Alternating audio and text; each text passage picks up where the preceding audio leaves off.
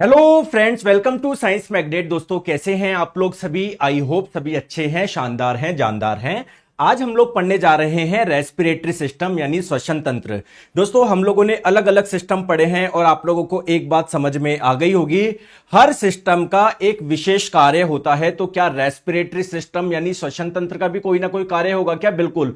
तो इसका कार्य क्या होगा? इसका कार्य है दोस्तों रेस्पिरेशन। इसका जो फंक्शन है, इसका जो कार्य है वो क्या है? रेस्पिरेशन कराना यानी श्वसन कराना। अब बहुत जनों को लगता है कि श्वसन किसको बोलते हैं, कि हम लोग जो सांस लेते हैं छोड़ते हैं उसको श्वसन बोलते हैं। नहीं, वो ब्रीदिंग होती है। तो दोस्तों स्टार्ट करते हैं हमारे चैप्टर, सब समझ में आ जाएगा श्वसन क्या होता है। इसके श्वसन के लिए हमारे बॉडी के कौन कौन से अंग अपना महत्वपूर्ण योगदान निभा रहे हैं। ठीक है, आप लोग इस Telegram channel science by Neeraj sir से आप लोग जुड़ जाइए सारी अपडेट के लिए। और 2025 के सभी एग्जाम्स के लिए जनरल साइंस का फाउंडेशन बैच पूरा एनसीईआरटी ओरिएंटेड निर्माण बैच आप लोगों का शुरू हो चुका है। अगर आप लोगों को चारों सब्जेक्ट चाहिए तो चारों बैच का भी चारों सब्जेक्ट का कॉम्बो मिल जाएगा। इससे करिए आप लोग, जिससे चारों सब्जेक्ट आप लोगों के कवर हो जाए। इंडिविजुअल सब्जेक्ट भी आप लोगों को मिल जाएंगे। और अगर आप लोग मैं आपको बताऊं, इसके सारे फीचर कंप्लीट थ्योरी बैच है पूरा। आप लोगों को जो चाहिए सिलेक्शन के लिए वो सारी चीजें इसमें है। तो साइंस मैग्नेट ऐप इंस्टॉल करिए। कोर्स वाले सेक्शन में जब आप लोग जाएंगे तो यहां पर आप लोगों को मिल जाएगा निर्माण बैच कॉम्बो करके, तो उसमें बाय नाउ कर लीजिए। ठीक है, चलिए दोस्तों स्टार्ट करते हैं रेस्पिरेटरी सिस्टम यानी श्वसन तंत्र। अभी अभी मैंने आपको बताया श्वसन तंत्र का क्या कार्य है? श्वसन कराना यानी रेस्पिरेशन कराना। तो चलिए पहले मुझे बताइए कि रेस्पिरेशन होता क्या है। क्या जो हम लोग सांस लेते हैं, सांस छोड़ते हैं, क्या इसे ही रेस्पिरेशन बोलते हैं क्या? नहीं दोस्तों, वो तो ब्रीदिंग है। तो फिर ब्रीदिंग और रेस्पिरेशन में डिफरेंस क्या है? तो सबसे पहले यही समझते हैं, ब्रीदिंग और रेस्पिरेशन इन दोनों में डिफरेंस क्या है। दोस्तों ब्रीदिंग सिंपल आप लोग किसको बोलते हो? सांस को अंदर लेना और बाहर छोड़ना। सांस का मतलब क्या है? जो एयर अंदर आ रही है वो, और जो बाहर आप लोगों के निकल रही है वो। इसको हम लोग क्या बोलेंगे? ब्रीदिंग बोलेंगे। फिर दोस्तों रेस्पिरेशन क्या है? देखो, हमारी बॉडी बहुत छोटी छोटी कोशिकाओं से मिलकर बनी हुई है। आप लोगों को यह बात पता है? दोस्तों अगर मैं बोलूं कि हमारी बॉडी को क्या एनर्जी की आवश्यकता है क्या? बिल्कुल। और हमारी बॉडी किससे मिलकर बनी हुई है? कोशिकाओं से मिलकर बनी हुई है। तो कुल मिलाकर मैं बोल सकता हूं क्या हमारी कोशिका को एनर्जी की आवश्यकता है क्या? सेल को एनर्जी चाहिए या नहीं चाहिए? बताओ। तो ये हमारी मान लीजिए एक सेल है, एक कोशिका है, इसको क्या चाहिए? एनर्जी चाहिए। तो होता क्या है, जो हम लोग भोजन लेते हैं, भोजन में जो कार्बोहाइड्रेट होता है, जब इसका डाइजेशन यानी पाचन हो जाता है तो इससे आप लोगों को क्या मिलता है? ग्लूकोज मिलता है। और ग्लूकोज हमारी हर कोशिका तक पहुंच जाता है। तो ग्लूकोज हर कोशिका तक पहुंच जाएगा। तो दोस्तों हर कोशिका तक क्या पहुंच जाता है? ग्लूकोज। ग्लूकोज का एक प्रकार का भोजन ही तो है। अब दोस्तों होता क्या है, सिर्फ कोशिका के पास में ग्लूकोज पहुंच जाने से एनर्जी नहीं मिलेगी। अरे आप लोगों ने आपकी बाइक में पेट्रोल डलवा दिया, या जैसे मान लीजिए आप लोगों को क्या करना है, अभी सर्दी का समय बहुत ज्यादा, आप लोगों को दोस्तों लकड़ी जलानी है, क्योंकि लकड़ी जब जलाओगे उससे आप लोगों को हीट मिलेगी, उष्मा मिलेगी। तो केवल लकड़ी ले आने से क्या आप लोगों को एनर्जी मिल जाएगी क्या? नहीं, उस लकड़ी को पहले जलाना पड़ेगा ना, तब जाके एनर्जी मिलेगी। तो सिमिलरली ये कोशिका के पास में ये मान लो भोजन पहुंच चुका है, अभी इसको जलाना पड़ेगा, तब जाके एनर्जी मिलेगी। तो दोस्तों किसी कोशिका के पास में ये आप लोगों का जो ग्लूकोज पहुंच जाता है, तो फिर दोस्तों ये यहां पर क्या होता है? टूटता है। कैसे टूटेगा भी बात करेंगे आगे। ये टूटता है, और जब ये टूटता है तो हम लोगों को क्या देता है? ये एनर्जी देता है। दोस्तों इसी प्रक्रिया को हम लोग बोलते हैं रेस्पिरेशन यानी श्वसन। अब दोस्तों हमारी कोशिकाएं, जितनी भी कोशिकाएं हैं, अधिकतम में क्या होता है कि ये जो ग्लूकोज है ना, हर कोशिका तक पहुंच जाता है। और दोस्तों ब्लड के माध्यम से ऑक्सीजन भी हर कोशिका तक पहुंच जाती है।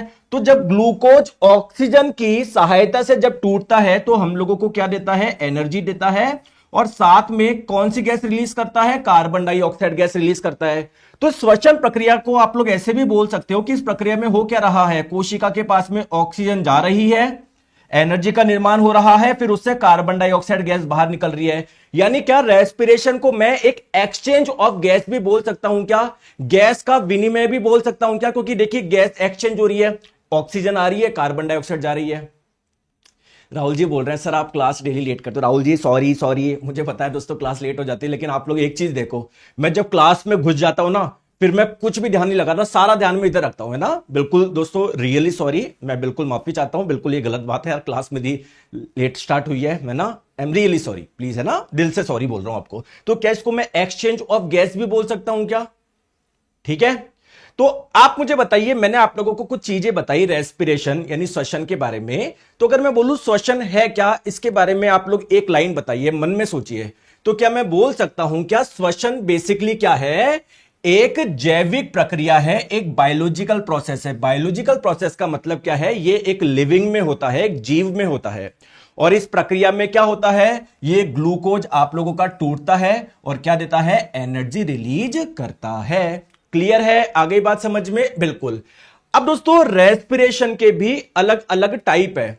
जैसे मैंने आप लोगों को क्या बताया रेस्पिरेशन में? पहली चीज मैंने क्या बताई, जैसे मान लो कोई कोशिका है, कोशिका के पास में क्या पहुंच गया? ग्लूकोज पहुंच गया।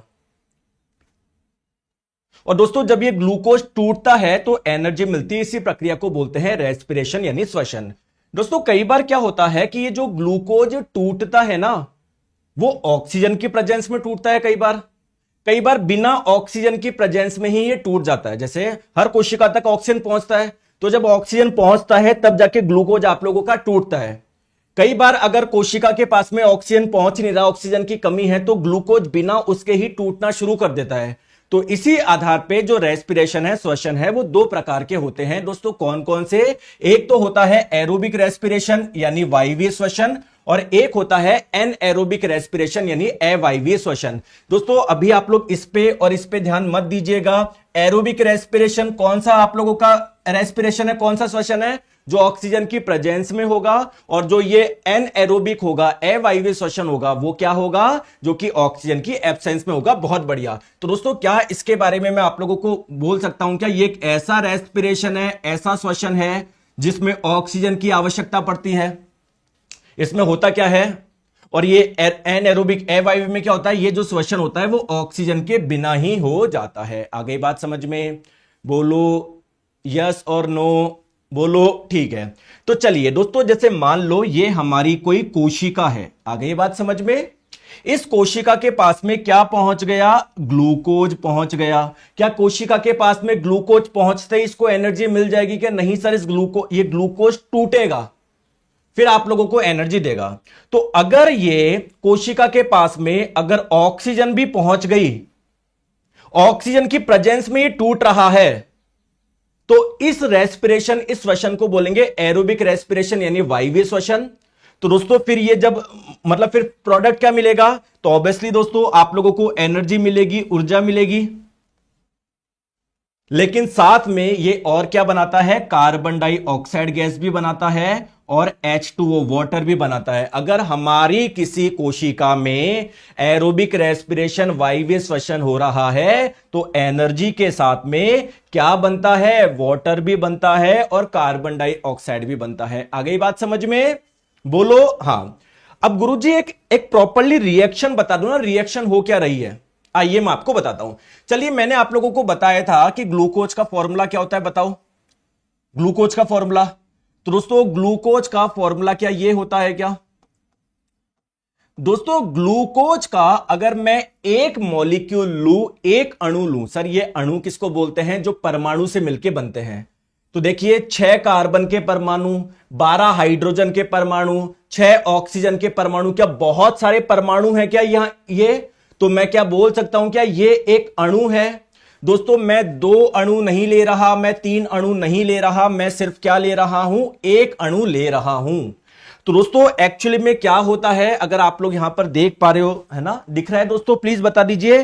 तो ग्लूकोज का जो एक अणु है मान लो अंदर, अब ऑक्सीजन गैस गई तो देखो ये O2, ये भी तो एक अणु है ना, इसको मॉलिक्यूल क्यों बोल रहे हैं? क्योंकि ये 2 परमाणु से मिलकर बना हुआ है। तो 2 या 2 से अधिक परमाणु से मिलकर जो बनता है उसको बोलते हैं अणु। तो ये O2 भी एक अणु है। तो अगर आप लोगों से पूछा जाए ग्लूकोज का जब एक अणु होता है उसमें ऑक्सीजन के कितने अणु जुड़ते हैं, आप लोग क्या बोलोगे? 6 अणु जुड़ते हैं। ग्लूकोज के एक अणु को तोड़ने के लिए कितने चाहिए? ऑक्सीजन के 6 अणु चाहिए। बहुत बढ़िया। फिर दोस्तों आप लोगों को क्या मिलेगी? ऑब्वियसली एनर्जी मिलेगी। साथ में क्या मैंने आप लोगों को बताया, क्या कार्बन डाइऑक्साइड गैस भी मिलेगी और साथ में वाटर भी बनेगा। तो अगर आप लोगों से पूछ लिया जाए कार्बन डाइऑक्साइड के कितने अणु बनेंगे, आप लोग बोलोगे 6। अगर आप लोगों से पूछा जाए वाटर के कितने अणु बनेंगे, आप लोग बोलोगे 6। अच्छा दोस्तों, अब मेरा एक क्वेश्चन है आप लोगों से, जैसे मान लीजिए आपके पास में धन है या नहीं, ये कैसे पता पड़ेगा? अभी आपके जेब में है या नहीं है, तो मैं आपकी जेब चेक करूंगा। अगर आपकी जेब में 10 का नोट निकले या 20 का नोट निकले या 50 का निकले या 100 का निकले या 500 का निकले, तो मैं बोलूंगा आपके पास में धन है। दोस्तों अगर कोई बोल रहा कि मेरे पास तो धन ही नहीं है, लेकिन उसके जब हम लोगों ने पॉकेट चेक करी उसमें बहुत सारे नोट मिले, तो हम लोग बोल देंगे ना यार वो गलत है, झूठ बोल रहा है वो।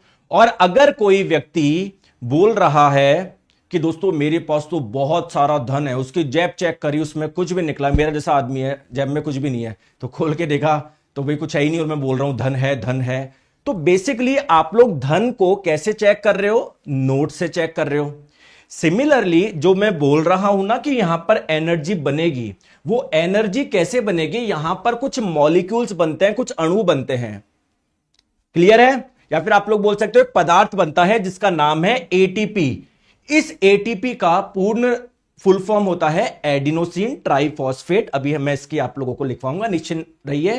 तो अगर किसी कोशिका के पास में जितने ज्यादा अणु बनेंगे एटीपी के, जितने ज्यादा अणु बनेंगे एटीपी के, तो आप लोग क्या बोलेंगे कि सर इस कोशिका के पास में उतने ही ज्यादा क्या है? एनर्जी है। बोलो हाँ या ना, बोलो बोलो।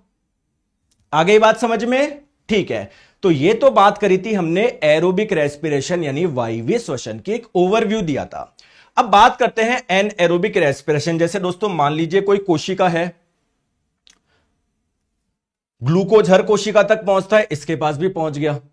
लेकिन दोस्तों मान लो इसके पास में ऑक्सीजन नहीं पहुंच पाई, या हमारे बॉडी में ऑक्सीजन मतलब ऑक्सीजन की सप्लाई प्रॉपर नहीं है, हर कोशिका तक ऑक्सीजन पहुंच नहीं पा रहा, लेकिन कोशिका को एनर्जी तो चाहिए, तो ये बिना ऑक्सीजन की प्रेजेंस में ही ये टूटना शुरू कर देगा। और जब ये ग्लूकोज आप लोगों का टूटेगा ऑक्सीजन की एब्सेंस में, तो क्या देगा दोस्तों? क्या यहां पर एनर्जी नहीं मिलेगी क्या? सर यहां पर भी एनर्जी मिलेगी, यहां पर भी ऊर्जा मिलेगी। सर क्या यहां पर ऊर्जा के साथ में कार्बन डाइऑक्साइड बनेगा क्या? बिल्कुल यहां पर भी बनेगा। तो फिर सर इसमें और इसमें डिफरेंस क्या हुआ? एक डिफरेंस तो यह है कि यहां पर एनर्जी आप लोगों को काफी ज्यादा मिलती है और यहां पर एनर्जी आप लोगों को काफी कम मिलती है। दूसरी महत्वपूर्ण बात क्या है दोस्तों? यहां पर साथ में और क्या बनता है? क्या बनता है? एल्कोहल बनता है और लैक्टिक एसिड या लैक्टिक एसिड बनता है। कोई कोई कोशिका ऐसी होती है जिसमें अगर अवायवीय श्वसन हो रहा है तो वहां पर आप लोगों को एनर्जी और कार्बन डाइऑक्साइड के साथ में लैक्टिक एसिड मिलेगा। और कोई कोई कोशिकाएं ऐसी होती है जहां पर अगर अवायवीय श्वसन हो रहा है तो वहां पर एनर्जी और कार्बन डाइऑक्साइड के साथ में आप लोगों को एल्कोहल मिलेगा। तो गुरुजी ये बताइए एल्कोहल कहां पर मिलता है और ये लैक्टिक एसिड कहां पर मिलता है? आइए मैं आप लोगों को बताता हूं। चलिए सबसे पहले बात करते हैं यीस्ट। यीस्ट आप लोग जानते हो क्या दोस्तों? ये भी एक जीव है। जैसे आप लोग एक जीव है, मैं एक जीव हूं, कुत्ता बिल्ली घोड़ा बकरी ये सारे एक जीव है, वैसे ही यीस्ट भी एक जीव है। कैसा जीव है? क्या ये बहुत सारी कोशिका से मिलकर बना हुआ है क्या? नहीं दोस्तों, ये इसमें केवल एक कोशिका होती है। तो ये कैसा जीव है? एक कोशिकीय जीव है। दोस्तों क्या इसको भी एनर्जी की आवश्यकता होती है क्या? यार एनर्जी सबको चाहिए, प्लांट को भी चाहिए, आपको भी चाहिए, मेरे को भी चाहिए, सबको चाहिए। तो दोस्तों क्या मैं बात करी जाऊं, जैसे मान लो मैंने बोला ये यीस्ट है, इसमें एक ही कोशिका है, तो क्या इसको एनर्जी चाहिए क्या? बिल्कुल। यानी इसमें भी क्या रेस्पिरेशन की प्रक्रिया होगी क्या? बिल्कुल। तो दोस्तों यीस्ट में कैसा आप लोगों का रेस्पिरेशन होता है? एनएरोबिक होता है, अवायवीय श्वसन होता है। और अवायवीय श्वसन जब होता है तो मिलती क्या है? एनर्जी तो मिलती है, साथ में कार्बन डाइऑक्साइड मिलती है, लेकिन ये क्या बना देता है? एथेनॉल भी बना देता है। एथेनॉल का फॉर्मूला होता है ये C2H5OH। ठीक है दोस्तों, ये एक प्रकार का क्या है? एल्कोहल है। तो दोस्तों ये तो एल्कोहल बना रहा है। तो अगर एग्जाम में पूछा जाए एल्कोहल निर्माण के लिए किसका यूज होता है, तो क्या हम लोग बहुत सारे यीस्ट अगर ले और उनके सभी में एनएरोबिक रेस्पिरेशन करवाए तो क्या हम लोगों को बहुत सारा एथेनॉल मिल जाएगा, क्या बहुत सारा अल्कोहल मिल जाएगा, क्या बोलो? सर स्क्रीन ब्लैक रखा करो।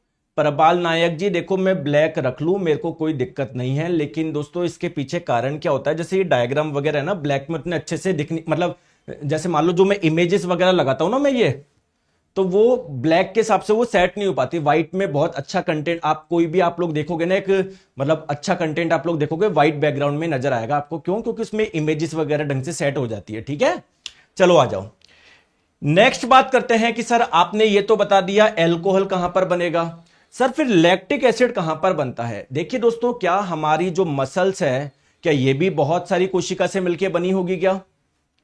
बताओ बताओ।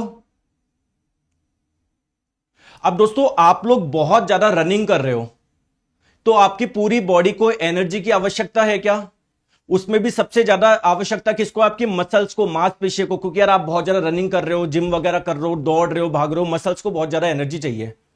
मसल्स भी क्या बहुत सारी कोशिकाओं से मिलकर बना होगा क्या? क्या मैं बोल सकता हूं कि मसल्स की कोशिका को बहुत सारी एनर्जी चाहिए? लेकिन दोस्तों अब इतनी एनर्जी कहां से मिलेगी यार? मतलब इतनी सारी एनर्जी चाहिए तो इतनी सारी ऑक्सीजन कहां से मिलेगी? ऑक्सीजन हमारी बॉडी में लिमिटेड जा रहा है, ऐसा तो है नहीं किसी ने पाइप डाल के ज्यादा ऑक्सीजन डाल दी। बात आ रही है समझ में मैं क्या बोलना चाह रहा हूं?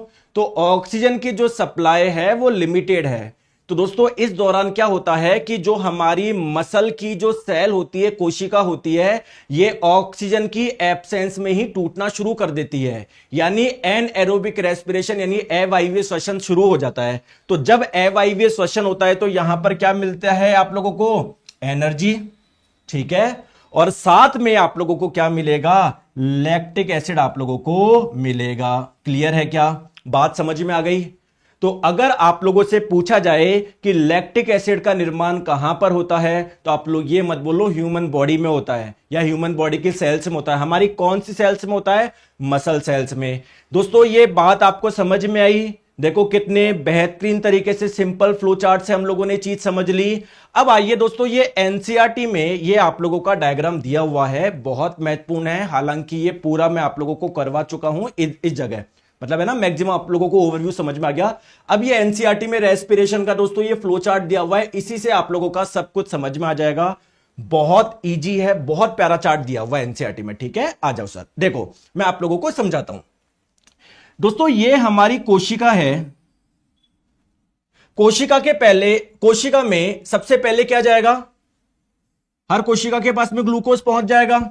दोस्तों ग्लूकोज का फॉर्मूला क्या होता है? C6H12O6। क्या ये एक अणु है क्या? मॉलिक्यूल है क्या? बिल्कुल। क्यों मैं बोल रहा हूं इसको अणु? क्योंकि ये बहुत सारे परमाणु से मिलकर बना हुआ है। तो देखो इसमें एनसीईआरटी में लिखा हुआ है 6 कार्बन वाला एक अणु है। क्यों? क्या इस अणु में कार्बन कितने? 6 है क्या? तो ये क्या एक 6 कार्बन वाला अणु हो गया क्या? बिल्कुल। तो दोस्तों किसी कोशिका के पास में क्या पहुंच गया? ग्लूकोज पहुंच गया। बेसिकली एनर्जी के लिए क्या होगा? ग्लूकोज टूटेगा। ठीक है, अब वो डिपेंड करता है कि ऑक्सीजन प्रेजेंट है या नहीं है। ठीक है, लेकिन दोस्तों ऑक्सीजन प्रेजेंट हो या ना हो, सबसे पहले क्या हो जाता है? ग्लूकोज अपने आप ही टूट जाता है।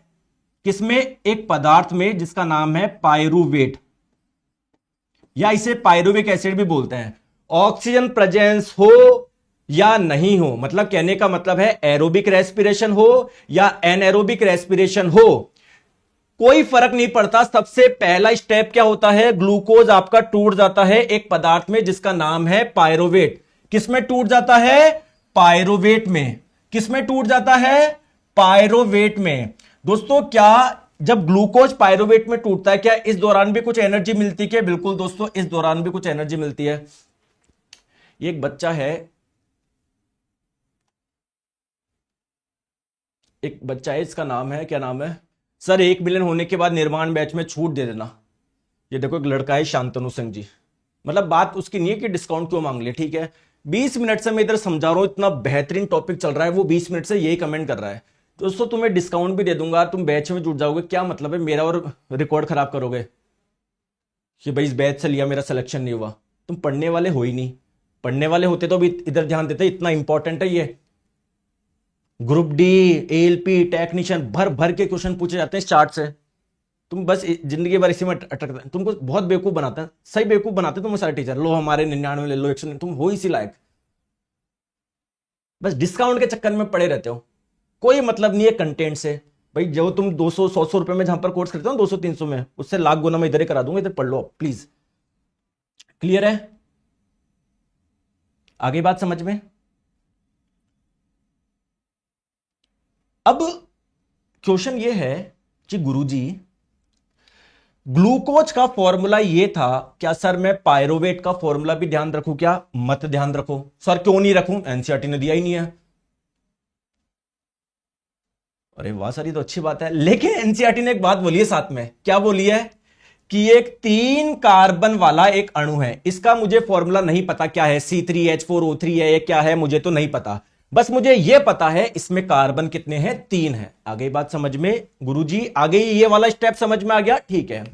अब दोस्तों जब हम लोग कोशिका वाले चैप्टर पढ़ेंगे तो मैं वहां पर आप लोगों को एक चीज बताऊंगा कि जैसे हमारी जो कोशिका होती है ना, उसमें न्यूक्लियस होता है, केंद्रक होता है, माइटोकॉन्ड्रिया होता है, यहां पर एक लिक्विड भी भरा होता है जिसे बोलते हैं साइटोप्लाज्म यानी कोशिका द्रव्य है। तो अगर आप लोगों से एग्जाम में पूछ लिया जाए कि यार ये ग्लूकोज जो टूट रहा है ना और टूट के पायरुवेट में कन्वर्ट हो रहा है, ये प्रक्रिया हो कहां पर रही है? तो देखो एनसीईआरटी ने साफ बोला है, मैं नहीं बोल रहा, कि ये प्रक्रिया होती है साइटोप्लाज्म में यानी कोशिका द्रव्य में। दोस्तों ध्यान रख लोगे क्या? ये प्रक्रिया होती कहां पर है? कोशिका द्रव्य में।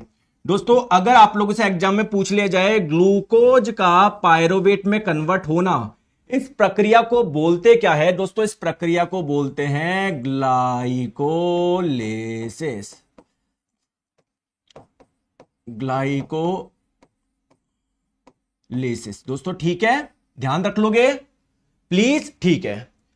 अब दोस्तों यहां से रास्ते अलग अलग है।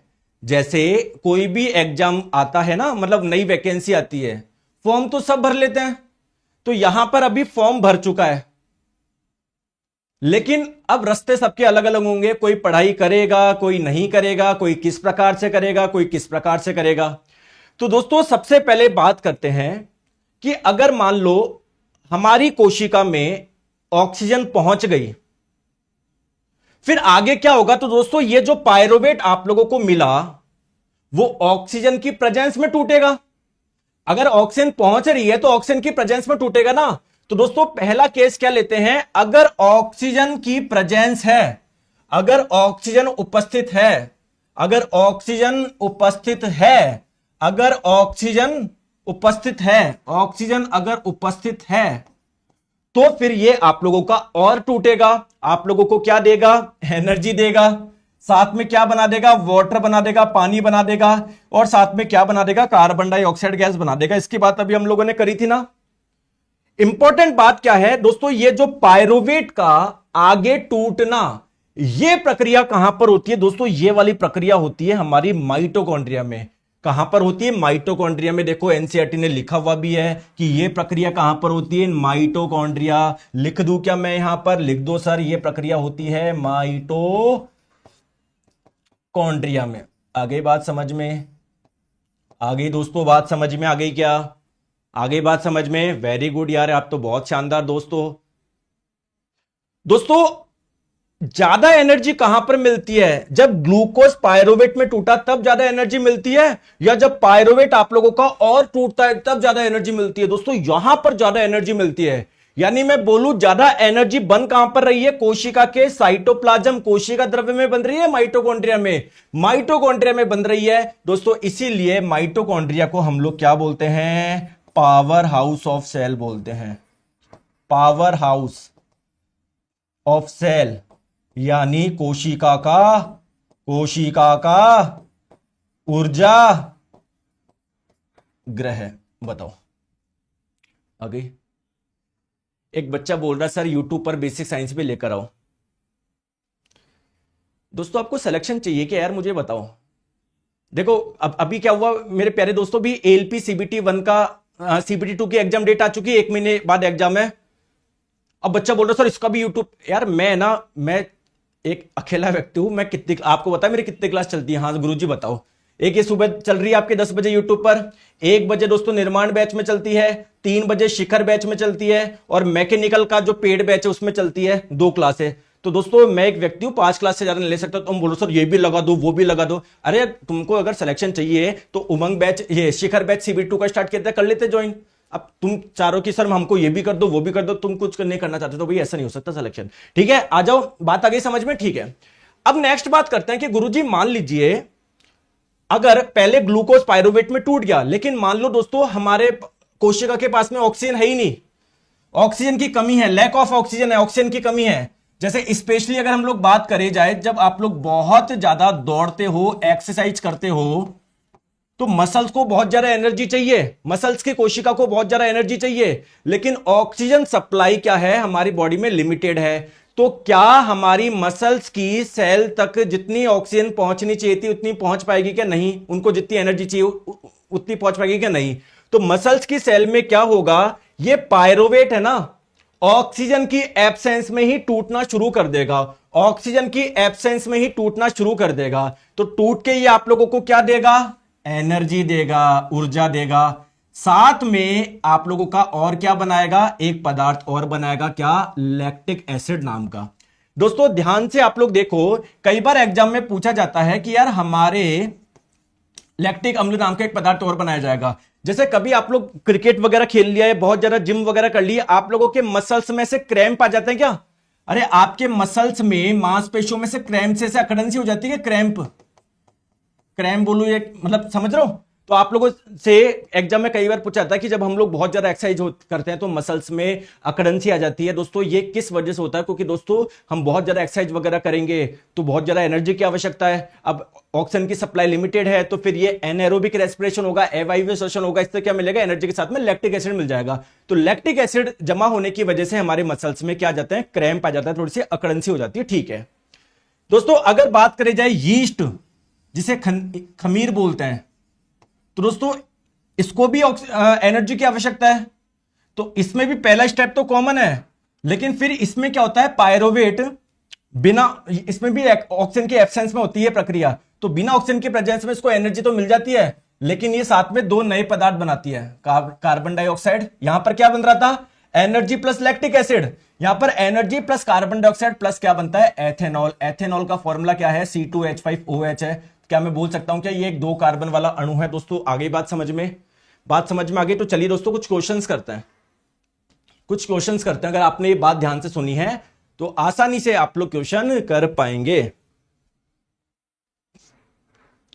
सर मेरा आरआरबी टेक्नीशियन में 84 मार्क्स है। थैंक यू सर, बहुत बढ़िया, बहुत अच्छा स्कोर है आप लोगों का। दोस्तों कौन सा उत्पाद एरोबिक और एनारोबिक श्वसन के दौरान प्रारंभिक चरण में सामान्य रूप से बनता है? मतलब दोनों में ये चीजें होगी। तो दोस्तों मैंने आपको क्या बताया कि कोई कोशिका है, इसके पास में जैसे ग्लूकोज है, इसके पास में ऑक्सीजन, कोशिका के पास में ऑक्सीजन हो या नहीं हो, मतलब ऑक्सीजन की प्रेजेंस में हो रहा हो या एब्सेंस में हो रहा हो, कोई फर्क नहीं पड़ता। पहला स्टेप तो कॉमन है कि सबसे पहले आप लोगों का ग्लूकोज किस में टूटेगा? पायरुवेट में टूटेगा, पायरुवेट में टूटेगा। तो ये तो एक कॉमन प्रोडक्ट है, ये तो बनेगा ही बनेगा। क्या? पायरुवेट। दोस्तों ये पायुवेट नहीं है, पायरुवेट। और ध्यान रखेंगे पायरुवेट को एक नाम से और जानते हैं, पायरुविक अम्ल, यानी पायरुविक एसिड। आगे बात समझ में? क्लियर है दोस्तों? आ जाओ, चलिए दोस्तों इसका बताइए आंसर। एक ग्लूकोज अणु के साथ में कितने ऑक्सीजन जुड़ते हैं श्वसन प्रक्रिया में? तो जैसे दोस्तों कोई कोशिका है, इसके पास में ये ग्लूकोज का एक अणु है, तो मैंने बताया अगर ऑक्सीजन की प्रेजेंस में हो रहा है, एरोबिक रेस्पिरेशन हो रहा है, वायवीय श्वसन हो रहा है, तो कितने जुड़ते हैं? 6 ऑक्सीजन के अणु जुड़ते हैं। क्या मिलती है आप लोगों को? एनर्जी मिलती है, साथ में कार्बन डाइऑक्साइड, साथ में वाटर। कितने बन रहे थे कार्बन डाइऑक्साइड के अणु? 6 बन रहे थे, वाटर के भी 6 बन रहे थे। याद है? भूल गए? तो एक ग्लूकोज अणु के साथ में ऑक्सीजन के अणु कितने जुड़ रहे हैं? 6 जुड़ रहे हैं दोस्तों, बताएंगे। और मान लो अगर कई बार एग्जाम में घुमा के पूछ ले जाए ऑक्सीजन के कितने परमाणु जुड़ रहे हैं, तो आंसर क्या होगा? देखो ये क्या है? एक मॉलिक्यूल है, एक अणु है। इसको अणु क्यों बोल रहे हैं? क्योंकि दो परमाणु से मिलकर बना हुआ है। यानी एक अणु में परमाणु कितने हो गए? दो हो गए। और 6 अणु में टोटल परमाणु कितने हो जाएंगे? 6 × 2 12। आगे बात समझ में? तो पूछा जाए कि ग्लूकोज के एक अणु के साथ में ऑक्सीजन के कितने परमाणु जुड़ रहे हैं, तो आंसर 12 होगा। अगर अणु पूछे 6 तो कंफ्यूज मत हो जाना इसमें। क्लियर है? चले आ जाओ। चलो बताओ, मांसपेशियों में क्या होता है? ग्लूकोज का जब अवायवीय श्वसन होता है, एनएरोबिक रेस्पिरेशन होता है, तो क्या मिलता है? बताया था ना आपको, भूल गए? लैक्टिक एसिड मिलता है। चलिए आ जाओ दोस्तों, ये क्वेश्चन बहुत प्यारा क्वेश्चन है, सीरियसली बहुत प्यारा क्वेश्चन है ये। मजा आएगा इस क्वेश्चन को सॉल्व करने में।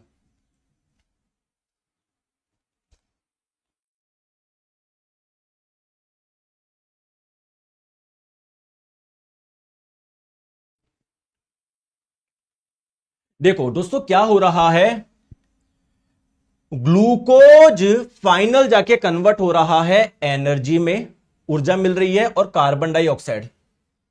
दोस्तों आप लोगों को इसको पूरा करना है कि भैया इसके साथ में और क्या बनेगा। क्वेश्चन में बेसिकली ये पूछा जा रहा है। अब यार आपके मन में क्वेश्चन आएगा कि कैसे करें, एनर्जी तो सब जगह बनती है,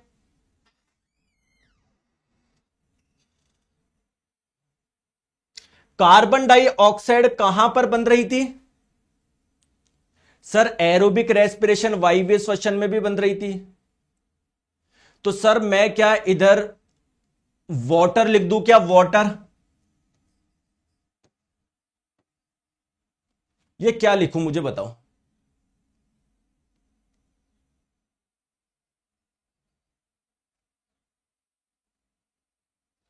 दोस्तों वाटर में आप करोगे ऐसे, एग्जामिनर करेगा ऐसे। क्यों? सर आपने तो अभी बताया था एनर्जी के साथ में carbon dioxide gas plus water बनती है। दोस्तों वो एरोबिक में हो रहा था, वायवीय श्वसन में। क्वेश्चन में बोला जा रहा है अवायवीय श्वसन। तो अवायवीय श्वसन में क्या होता है? देखो दोस्तों दो जगह होता है आप लोगों का, एक तो मसल्स की सेल में, तो यहां पर एनर्जी के साथ में केवल लैक्टिक एसिड बनता है। और यीस्ट में क्या हो रहा था? एनर्जी के साथ में बन रहा था कार्बन डाइऑक्साइड, साथ में एथेनॉल बन रहा था। यानी ये इस वाले की बात हो रही है। दोस्तों बताओ बढ़िया क्वेश्चन था या नहीं था? बहुत अच्छा क्वेश्चन था, सीरियसली बहुत बहुत बहुत अच्छा क्वेश्चन। ठीक है, बहुत प्यारा क्वेश्चन था। चलिए एटीपी का पूरा नाम क्या है? एटीपी का पूरा नाम क्या है? Adenosine triphosphate. Option number C इसका आंसर हो जाएगा। चलिए आगे चलिए। अब दोस्तों ये एटीपी के बारे में थोड़ा सा बताओ। एटीपी एटीपी एटीपी सर आप लोगों ने बता तो दिया। देखो एक चीज मुझे बताओ, इसको मैं बहुत आसान भाषा में समझाता हूं। दोस्तों आप में से कोई सेविंग करता है? सेविंग का मतलब जैसे मान लीजिए कहीं से 10 रुपए बच गए कहीं भी, फिर वो जमा कर लिए, 20 कर लिए, जमा कर लिए, या सर आते उड़ा देते हैं? सर हम तो उड़ा देते हैं, हम तो देखते नहीं आगे का।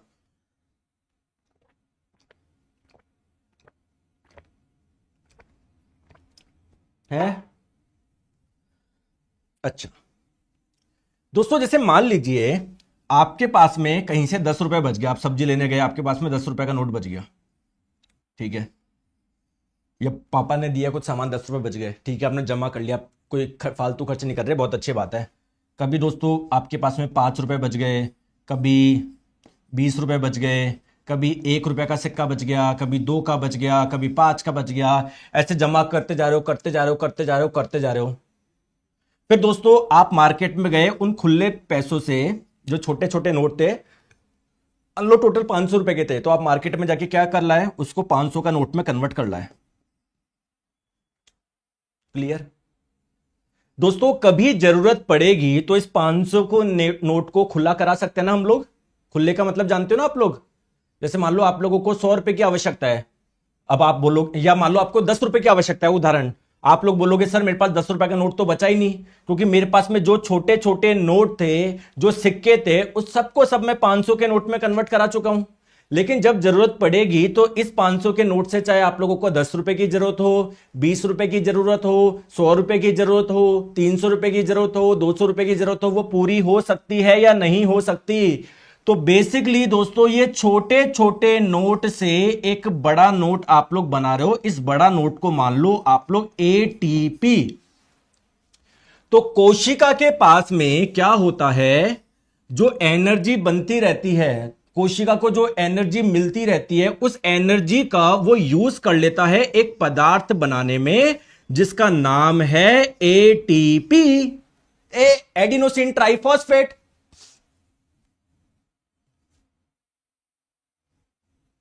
बताओ। तो दोस्तों अगर कोशिका को एनर्जी की आवश्यकता होगी तो क्या ये एटीपी टूटेगा? क्या ये एटीपी टूटेगा क्या? और जब ये एटीपी टूटेगा तो क्या एनर्जी मिलेगी? क्या ये बात समझ में आई या नहीं आई? आ गई? चलिए, तो दोस्तों आप लोगों को मैं एक छोटी सी बात बता रहा हूं कि रेस्पिरेशन यानी श्वसन प्रक्रिया के दौरान एनर्जी रिलीज होती है, ऊर्जा निकलती है। तो दोस्तों इस एनर्जी का यूज हो जाता है एटीपी बनाने में। एटीपी क्या है, मैं फिर से बता रहा हूं, एक पदार्थ और कुछ भी नहीं है, एडिनोसिन ट्राइफॉस्फेट बनाने में। अगर किसी के पास में पदार्थ होगा या किसी के पास में 500 का नोट होगा तो उसको जैसे जैसे जरूरत पड़ेगी उसका इस्तेमाल कर सकता है ना।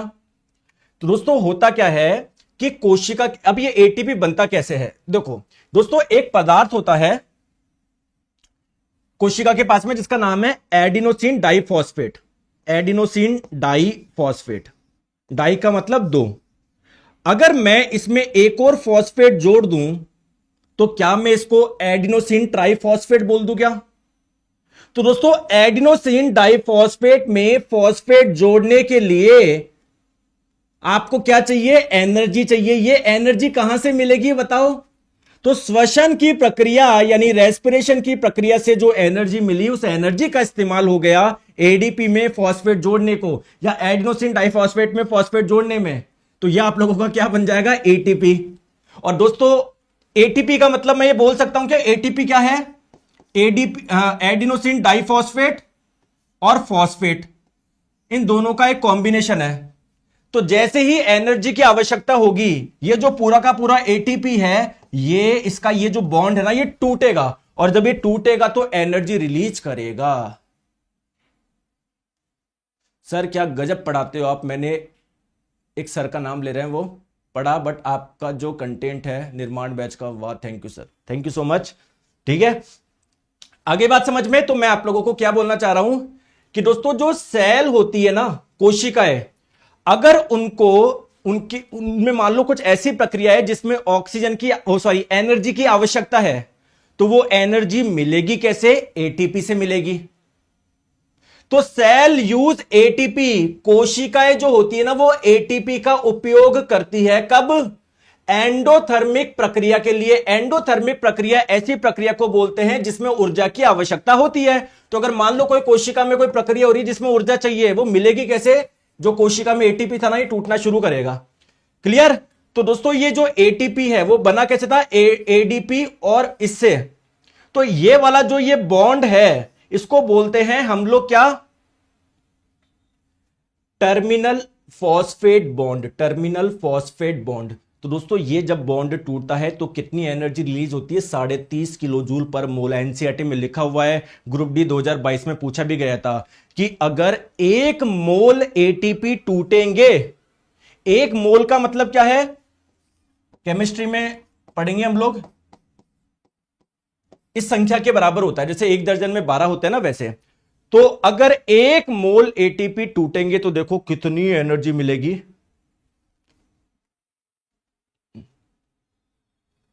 30.5 किलो जूल एनर्जी मिलेगी। चलिए दोस्तों कुछ क्वेश्चंस करें, फिर हम लोग इसके आगे चलेंगे। कुछ क्वेश्चन नहीं सर, अभी तो पहले पढ़ना पड़ेगा। आगे बात समझ में क्लियर है? यहां तक समझ में आ गया? क्लियर है? मजा आया नहीं आया? आ रहा है समझ में? ठीक है। अब दोस्तों हम लोगों को पढ़ना है इसका अगला पार्ट, हमारी बॉडी में रेस्पिरेशन के लिए कौन कौन से ऑर्गन मिलके एक साथ काम करते हैं, यानी रेस्पिरेटरी सिस्टम के बारे में। दोस्तों इसमें देखो सबसे महत्वपूर्ण भूमिका किसकी है? हमारे लंग्स की है, फेफड़ों की है। क्यों? क्योंकि जब मुंह से एयर अंदर जाएगी, दोनों लंग्स तक जाएगी, तो इस एयर में जो ऑक्सीजन है ना, वो लंग्स क्या कर देगा, उसको ब्लड में डाल देगा। और जैसे जैसे ब्लड फ्लो करेगा तो क्या ऑक्सीजन हमारी हर कोशिका तक पहुंच जाएगी क्या? क्लियर है क्या? तो दोस्तों ये वाला पार्ट हम लोग करेंगे कल, क्योंकि दोस्तों आज अगर मैंने शुरू भी कर दिया तो आज तो ये पूरा होने वाला नहीं है, कल की क्लास वैसे ही लगेगी। तो इसको, ये जो बाकी वाला पार्ट है, जैसे हम लोग लंग्स के बारे में जो पढ़ेंगे, ठीक है, और फिर ये हर एक चीज की कौन कौन से पार्ट है ये हम लोगों को पढ़ने हैं, कौन से ऑर्गन में क्या क्या चीजें होती है, तो ये दोस्तों हम लोग पढ़ेंगे कल, है ना। आज हो ही नहीं पाएगा ये, आगे बात समझ में, ठीक है। फिर क्वेश्चंस भी हम लोग करेंगे। चलिए, तो आज के लिए हम लोग इतना रखते हैं। तो आज मैच भी है, मैच है ही नहीं है, किसका मैच है? कल तो भाई साहब हरा दिया पाकिस्तान को न्यूजीलैंड ने, बढ़िया मैच हुआ यार कल। देखते हो क्या मैच? मेरे को तो बहुत ज़्यादा शौक है, मतलब मैं तो रणजी के मैच भी नहीं छोड़ता, मतलब क्रिकेट का इतना ज़्यादा शौक है, आप यकीन नहीं मानोगे, मैं रणजी के मैच भी नहीं छोड़ता हूँ।